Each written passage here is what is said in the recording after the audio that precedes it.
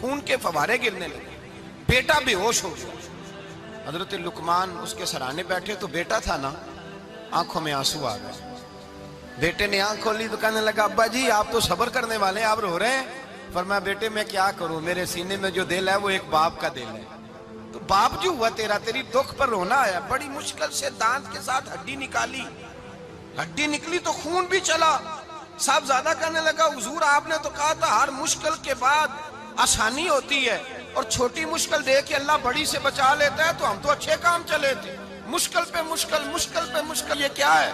حضرت لقمان کہنے لگے بیٹا نہ تو رب کی حکمتوں کو جانتا ہے نہ پوری طرح میں جانتا ہوں، لیکن جو میں نے کہا تھا وہ بات سچی ہے۔ فَإِنَّ مَعَ الْعُسْرِ يُسْرًا إِنَّ مَعَ الْعُسْرِ يُسْرًا، اللہ ہر مشکل کے بعد آسانی عطا فرمائے گا، اور فرمایا میرا ایمان ہے کہ ضرور ضرور عطا فرمائے گا۔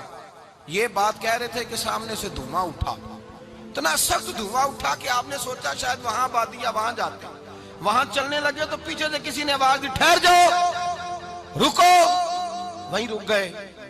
تھوڑی دیر گزری تو کہا رک جاؤ، جب رکے تو ایک بولنے والا بولا، کہنے لگا تمہارے لیے تھوڑی دیر کے بعد جانوروں کا بندوبست کر دیا جائے گا، کھانے کا بھی بندوبست ہو جائے گا، بچے کا پیر بھی صحیح ہو جائے گا، چلے جانا، لیکن ذرا ٹھہرو۔ حضرت لقمان کہنے لگے بولنے والے تو کون ہے؟ تو کہنے لگے میں اللہ کا فرشتہ ہوں، میں اللہ کا فرشتہ ہوں۔ کہا اللہ کے فرشتے اور یہ سارا کچھ کیا ہے؟ تو فرشتہ کہنے لگا اصل بات یہ ہے کہ سامنے بستی پر مجھے عذاب نازل کرنے کا حکم ملا تھا، آپ بڑی تیزی سے آ رہے تھے، میں نے رب سے دعا کی کہ اللہ اس باپ بیٹے کی غلطی کوئی نہیں، مہربانی فرما۔ رب نے پہلے آپ کو صحرا میں الجھایا، پھر میری دعا کی برکت سے آپ کے گھوڑے ٹھہر گئے، پھر میری دعا کی برکت سے آپ کا پانی ختم ہوا، پھر میری دعا کی برکت سے آپ کے بیٹے کو زخم آیا، پھر میری دعا کی برکت سے سامنے سے دھواں اٹھا۔ فرمایا یہ جو تمہیں مشکل پہ مشکل آ رہی تھی، یہ تو میرا رب تمہیں عذاب سے بچانا چاہ رہا تھا، یہ جو تمہیں مشکل پر مشکل آ رہی تھی تو میرا مالک تمہیں عذاب سے بچا رہا تھا، تم سمجھ نہیں رہے تھے۔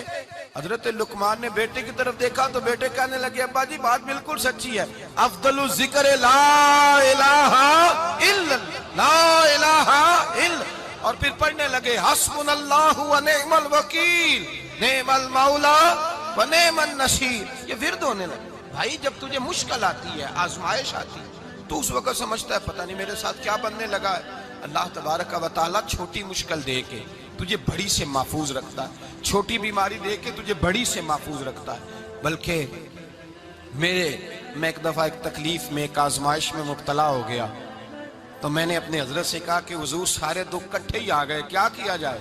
تو آپ فرمانے لگے بڑے خوش نصیب ہو